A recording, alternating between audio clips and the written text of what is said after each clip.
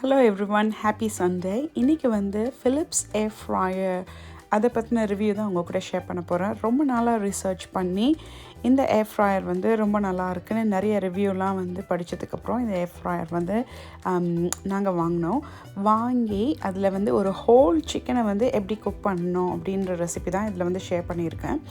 இது வந்து ஏர் ஃப்ரையரில் குக் பண்ணுறது ரொம்பவே ஈஸி. அவன் மாதிரி இது வந்து ஹவர்ஸ் கணக்கிலலாம் வந்து எடுக்காது. ஃபஸ்ட்டு உங்களுக்கு பிடிச்ச மசாலாலாம் வந்து அதில் தடவி ஒரு 15 மினிட்ஸ் மேரினேட் பண்ணிவிட்டு டெம்பரேச்சர் வந்து ஒரு 180 டிகிரி வந்து செட் பண்ணி 45 மினிட்ஸ் ஃபஸ்ட்டு வந்து நம்ம குக் பண்ண போகிறோம். அதுக்கப்புறம் எப்படி வருதுன்னு பாருங்கள். ரொம்ப பர்ஃபெக்டாக கிறிஸ்பியாக இருந்தது. அவுட் சைட் லேயர் நல்லாவே குக் பண்ணியிருந்தது. ஆயில் எதுவுமே ஆட் பண்ண தேவையில்லை.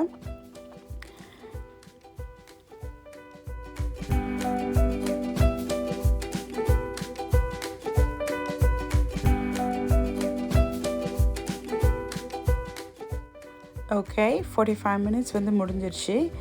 இப்போ பாருங்கள் எப்படி வந்து இது ஃபுல்லாக குக் ஆகிருக்குன்னு சொல்லிட்டு. இது 45 மினிட்ஸில் குக்கான சிக்கன்.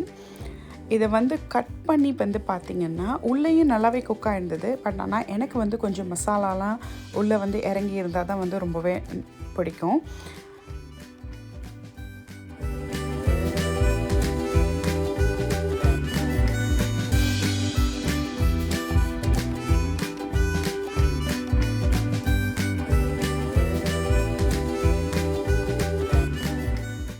ஸோ இப்போ நடுவில் கட் பண்ணதில் பார்த்திங்கன்னா கொஞ்சம் சாஸ் வந்து இருந்தது. பட் எனக்கு எக்ஸ்ட்ரா சாஸ் வந்து தேவைப்பட்டதுனால அந்த ஒயிட்டாக இருக்கிற டிஷ்யூ ஏரியாவில் இருந்த லெமன்ஸ் எல்லாத்தையும் வெளியில் எடுத்து வச்சுட்டு கொஞ்சம் பெரி பெரி சாஸை வந்து ப்ரஷ் பண்ணிவிட்டு திரும்ப வந்து ஏர் ஃப்ரையரில் வந்து சிக்கனை வச்சு 160 டிகிரியில் இந்த டைம் வச்சு 20 மினிட்ஸ் மட்டும் வந்து குக் பண்ணோம்.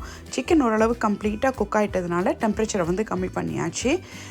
செகண்ட் டைம் வந்து எப்படி குக் ஆகி வந்திருக்குன்றதை வந்து பார்ப்பீங்க.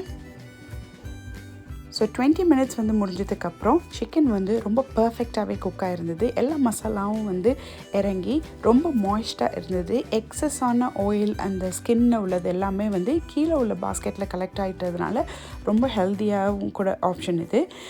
உங்களுக்கு நிறைய வந்து ஹேர் ஃப்ரையர் ரெசிபீஸ் வந்து தேவைப்பட்டுச்சுன்னா ப்ளீஸ் கமெண்ட் பண்ணுங்கள், லைக் பண்ணுங்கள், வீடியோவை ஷேர் பண்ணுங்கள். தேங்க்யூ.